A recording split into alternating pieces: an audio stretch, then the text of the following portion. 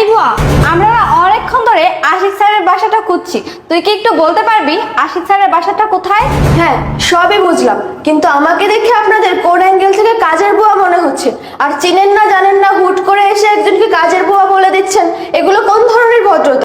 দেখেছেন ম্যাডাম, ওর মতো কাজের মেয়ের কাছ থেকে কিনা আমাদের ভদ্রতা শিখতে হবে। এই তোকে ভালোই বলছি, যদি আশিক স্যারকে চিনে থাকিস তাহলে এখনই ডেকে নিয়ে আয়। পারবো না। এই পারবি না মানে? যত বড় মুখ নয় তত বড় কথা। এই তুই জানিস আমরা কে? আর আমরা যে প্রতি মাসে যা ইনকাম করি সেই টাকা দিয়ে তোর মতো বুয়া 4-5টা কিনে নিতে পারি আমরা, বুঝেছিস? আচ্ছা, তাই নাকি? তো আপনারা এমন কোন কোম্পানিতে জব করেন যে সেই কোম্পানি আপনাদের এত স্যালারি দেয় যে আমার মতো 5টা কাজের বুয়া রাখতে পারেন আপনারা? একটু বলুন তো শুনি। ম্যাডাম, ও আমাদের কোম্পানির নাম জিজ্ঞেস করতেছে, তাহলে ওকে বলেই দি। এই শোন, আমাদের কোম্পানির নাম হলো আশিক গ্রুপ অফ ইন্ডাস্ট্রি। ও আচ্ছা, হ্যাঁ, এটা তো অনেক বড় একটা কোম্পানি। আমি তো এই কোম্পানির নাম অনেক শুনছি, এমনকি এই কোম্পানির এমডি কেও আমি খুব ভালো করে চিনি। হ্যাঁ জানবি তো, জানারই কথা। এত বড় একটা কোম্পানি আর তোর মতো সামান্য কাজের মতো খালি শুনবে, ওখানে কাজ করতে পারবে না। এই বেশি কথা না বলে যা আশিক স্যারকে ডেকে নিয়ে আয়। একবার বলেছি না আমি পারবো না। এই পারবি না মানে? এই হাত দেখেছিস? এই হাত দিয়ে এমন একটা থাপ্পড় মারবো এই চাপাটা ওই চাপায় চলে যাবে। তাই বলছি ভালোই আশিক স্যারকে ডেকে নিয়ে আয়। এই আপনাদের বিহেভিয়ার এত খারাপ কিসের জন্য? হ্যাঁ, সেই প্রথম থেকে আমার সঙ্গে তুই তুকারি ব্যবহার করতেছেন, যা না তাই ব্যবহার করতেছেন।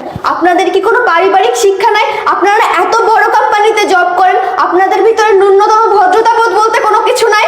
এই শোন, তুই কাজের মেয়েকে যতটুকু সম্মান দেওয়া দরকার ততটুকু দিছি। এখন ভালোই বলছি, আশিক স্যারকে ডেকে নেয়। আর স্যার যদি এসে দেখতে পারে যে আমাদের সাথে তুই এরকম ব্যবহার করতে, তাহলে তোকে বাসা থেকে ঘাট ধাক্কা দিয়ে বের করে দিবি। ও আচ্ছা, এই ব্যাপার। আপনাদের স্যার এসে আমাকে বাসা থেকে বের করে দিবে? তাহলে আশিককে ডেকেই নেই, দেখি এসে কার ঘাড় ধাক্কা দিয়ে বাসা থেকে বের করে দেয়। ও বাবা, দেখেছেন কত বড় বেয়াদব মেয়েটা আশিক স্যারের নাম ধরে ডাকছে। এই চুপ করুন, আর একটা কথাও বলবেন না। এবার তাহলে আশিককে ডেকেই নেই, দেখি এসে কার ঘাড় ধাক্কা দিয়ে বের করে দেয়। আশিক, এই আশিক, যে কোথায় তুমি? কি বেয়াদব মেয়েটা, এখনো ডাকছে আশিক স্যারের নাম ধরে। এই আশিক। এই কি হয়েছে? আরে আপনারা আমার বাসায়? স্যার হ্যাঁ, আমরা আপনার বাসায় এসেছি, আপনি তো বলেছিলেন আসতে। আর স্যার আপনার বাসায় এসব কি কাজের বুয়া রাখেন যে কার সাথে কিভাবে ব্যবহার করতে হয় সেটাও জানে না মনে হয়। এই আপনারা এসব কি বলতেছেন?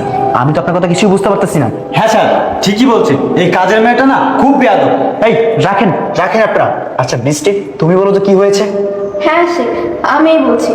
আসলে তুমি তোমার অফিসে এগুলো কি ধরনের এমপ্লয়ি রেখেছো, যারা কিনা সামান্য ন্যূনতম ভদ্রতাবোধ জানে না, কার সঙ্গে কিভাবে ব্যবহার করতে হয়, কার সঙ্গে কি ট্রিট করতে হয় এতটুকু জানে না।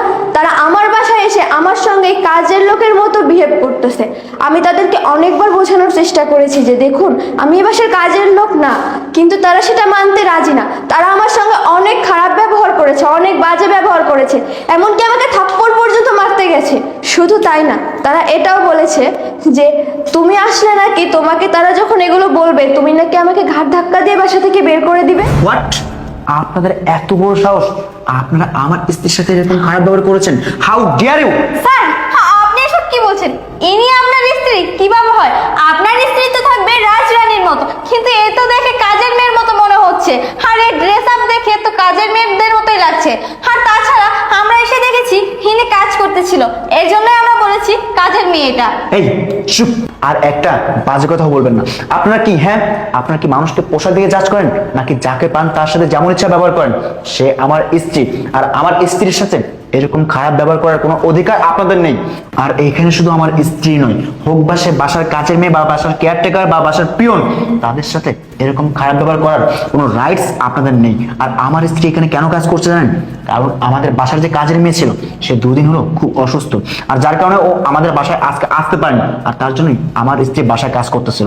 আর তাছাড়া আমার স্ত্রী এরকম সাধারণভাবে জীবনযাপন করতে খুব ভালোবাসে এবং নিজের কাজ নিজে করতে খুব পছন্দ করে। আর আপনারা কি করলেন? আপনারা আমার স্ত্রীকে কাজের মেয়ে ভেবে যা না তা বলে গেলেন। এই আমি ভাবতে পারতেছি না যে আমি আপনাদের মতো এমপ্লয় আমি আমার অফিসে রেখেছি, যারা কিনা মানুষকে কিভাবে সম্মান করতে হয়, মানুষের সাথে কিভাবে ব্যবহার করতে হয়, একটা মানুষকে কিভাবে কথা বলতে হয়, সেটুকু সাধারণ জ্ঞান আপনাদের ভিতরে নেই। আপনাদের বাবা মা আপনাদেরকে শিক্ষিত ঠিকই করেছে, কিন্তু আপনাদেরকে সুশিক্ষায় শিক্ষিত করতে পারেনি। আপনাদেরকে আমি আমার অফিসে আর রাখবো না। আমি আপনাদেরকে আজকে চাকরি থেকে বরখাস্ত করবো। স্যার প্লিজ আমাদেরকে চাকরি থেকে বের করে দিবেন না, আমরা আসলে বুঝতে পারিনি যে উনি আপনার স্ত্রী, বুঝলে এরকম করতাম না। প্লিজ স্যার আমাকে ক্ষমা করে দেন। এই চুপ থাকেন আপনি। আপনি কি বলতে চান? তার মানে আপনারা আমাকে এটা বোঝাতে চান যে আজকে আমার স্ত্রী জায়গায় যদি সত্যি সত্যি কাজের মেয়ে থাকতো, তাহলে আপনারা তার সাথে এরকম ব্যবহারটাই করতেন? আপনারা মানুষকে সম্মান করতে জানেন না। তার মানে আপনাদেরকে যদি আমি ক্ষমা করি, তাহলে আপনারা যে আমার অফিসের স্টাফদের সাথে এরকম খারাপ বিহেভিয়ার করবেন না, তার তো কোনো নিশ্চয়তা নেই। আমি আপনাদেরকে ক্ষমা করতে পারবো না। আপনারা এখন আমার বাসা থেকে আসতে পারেন। I say get out.